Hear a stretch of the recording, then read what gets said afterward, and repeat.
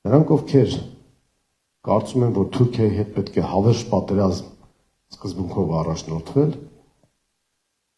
նրանք լավագույն դեպքում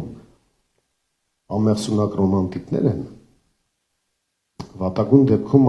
արկածախնդիր քյալագյոզներ, բայց նրանք ովքեր կարծում են, որ Թուրքիայի հետ հարաբերություն կարգավորելը նշանակում է նրա բոլոր նախապայմաններն ու պահանջները բավարարելը, ուրեմն դրանք կամ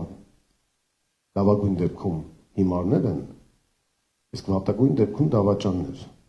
Այսօրվա իշխանությունները թող իրենք որոշում կայացնեն, թե որ տիրույթ ունեն, բայց իրական լուծումը, որ նաև Մայր Հայաստանն է պատկերացնում, դա այն է, որ հայ-թուրքական հարաբերությունները պետք է ձգտել մաքսիմում տարանջատել հայ-ադրբեջանական հարաբերություններից,